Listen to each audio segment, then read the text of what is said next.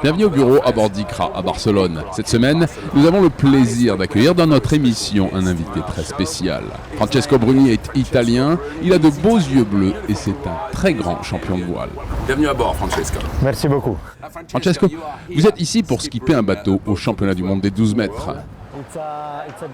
Oui, c'est un peu comme un grand saut dans le passé. Lui, le propriétaire de Prada, Monsieur Bertelli, le propriétaire de Prada, possède deux 12 mètres et on est ici avec le Niala. Monsieur Bertelli m'a demandé de venir ici avec mon équipage et tenter de remporter le titre mondial. C'est très nouveau pour moi car je n'ai jamais navigué sur un bateau en bois. C'est tellement différent, une sensation très agréable. Et vous êtes maintenant en tête du championnat ? Oui, en effet, nous nous sentons très à l'aise sur le bateau et l'équipe navigue très propre. Il nous reste encore 2 jours de régate, mais pour le moment, ça passe très bien. Francesco, ces bateaux sont d'âge très différents.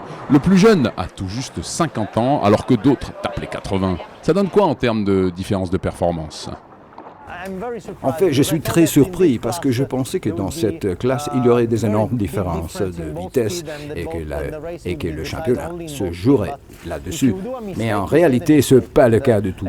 Si vous faites une erreur, vous payez cash. C'est une très belle bagarre entre tout le monde. Et de vous avoir avec ICRA rajoute encore plus de piment. Comment voyez-vous le déroulement des 2 derniers jours ?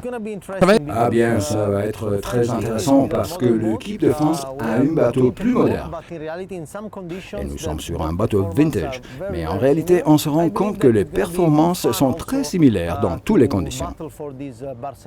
Avec seulement un point de quart, je crois qu'il va nous falloir livrer une belle bataille si on veut gagner le trophée de Barcelone. Francesco, merci beaucoup. Nous vous souhaitons bonne chance pour remporter le championnat dans votre classe et pour gagner la semaine aussi. Mais je vous promets que la bataille sera rude. Merci beaucoup. Après une semaine de régate intense, Nalaya remporte le titre dans la division Vintage, alors qu'ICRA remporte le classement de la semaine avec 6 victoires sur 8 courses courues.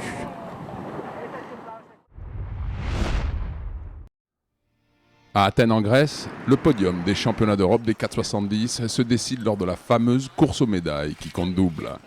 Vous regardez le journal de la voile Desktop News. Bienvenue au bureau.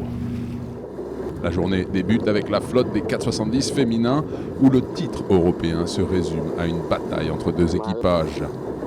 La paire autrichienne sait qu'elle n'a besoin que d'effectuer une performance modeste pour empocher la médaille d'or. Après avoir enroulé la première marque à la 7e place, elle passe 2 bateaux sur le bord de vente arrière. Une place de 5e leur assure le titre européen. En 470 hommes, la flotte se jette littéralement sur la ligne de départ. Les Croates partent un peu trop tôt et doivent faire demi-tour pour repartir correctement. Avec une maestra sans égale, le duo autrichien exécute un départ parfait. Il mène la course du début à la fin et empoche la médaille d'argent. Pour s'assurer de la victoire au championnat d'Europe, les Australiens chassent et contrôlent les Anglais sur le dernier bord pour les repousser dans les profondeurs du classement. Prenant place dans la principauté de Monaco, se déroule une régate qui normalement n'a rien à faire dans ce journal.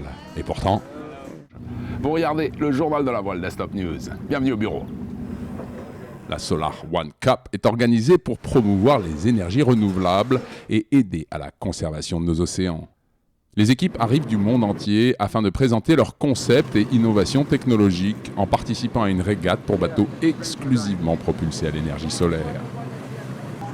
Un éventail de bateaux assez fantaisistes dont certains proposent des dessins au look futuriste. Les équipes commencent par une course en flotte, une véritable démonstration de haute technologie. Leur mission ? Effectuer autant de tours que possible dans un délai de 2 heures. Le championnat progresse ensuite par une course où la vitesse pure prend le dessus sur l'endurance. La dernière journée débute par une course en slalom, une régate où la qualité du pilotage est essentielle. Une épreuve contre la montre où chacun des participants a droit à 2 essais. La première Solar One Cup de Monte-Carlo se termine par une impressionnante cérémonie de clôture. Très glamour.